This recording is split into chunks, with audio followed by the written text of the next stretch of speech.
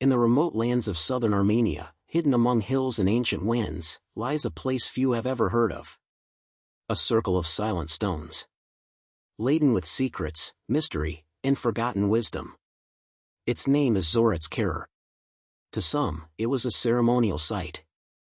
To others, an ancient astronomical observatory. But everyone agrees on one thing. It's as enigmatic as Stonehenge. And possibly even older.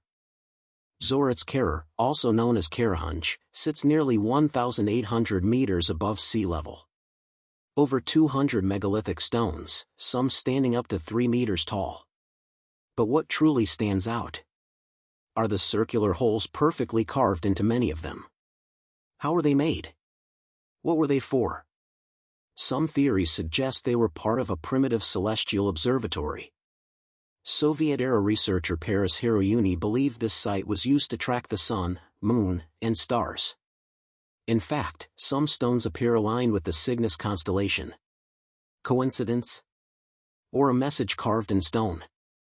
Signs of human life dating back thousands of years before Christ are starting to emerge.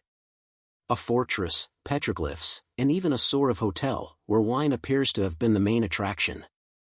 It's not a highlight in any travel agency's top destinations for global explorers.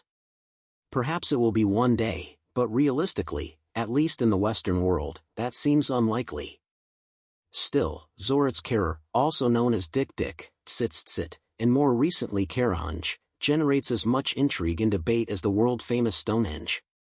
Stonehenge is believed to represent 5,000 years of history, with its famous bluestones, carried all the way from Wales, finally set into place around 1600 BC. It is classified as a late Megalithic cromlech. Armenia's Stonehenge dates from a similar era, though some claim it is significantly older. Part of its purpose was to honor the dead, and it also served as a fortress and refuge during invasions by Mongol and other tribes who eventually plundered the tombs. The disappearance of those ancient people left no clear traces of how they managed to build such a site at 1,770 meters above sea level, hauling massive stones across rugged terrain and using tools capable of drilling precise, polished holes. But this isn't the only solid evidence of prehistoric life in southern Armenia. The Norvank Canyon caves show signs of human presence dating back 6,000 years, which has drawn increasing attention from researchers. Nearby, over 600 petroglyphs found on a mountain locals call Camel Mountain, close to the Karahunj complex, mark another key milestone. These ancient peoples believed that a path had to be left open for the soul to exit, so it wouldn't remain trapped with the body. The most widely accepted theory is that important military leaders were buried beneath these stones, which resemble the menhirs of European Stonehenge, but with the added detail of the mysterious holes.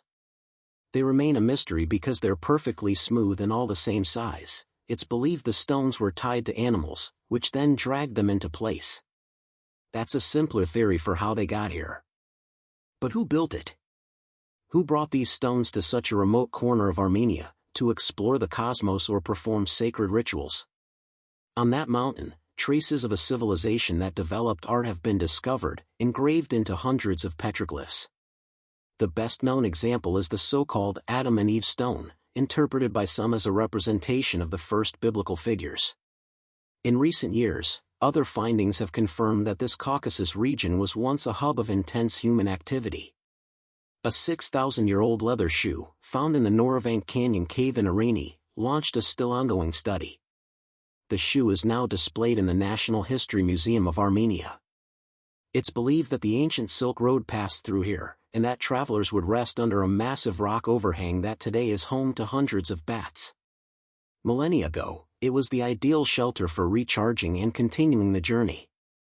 One added comfort? The region's famed grapevines, which produced a restorative wine, an essential in the harsh climate. From the shoe, amphory, and other evidence, researchers have partially reconstructed this prehistoric hotel, reaffirming humankind's unrelenting struggle to survive and adapt in even the most difficult environments.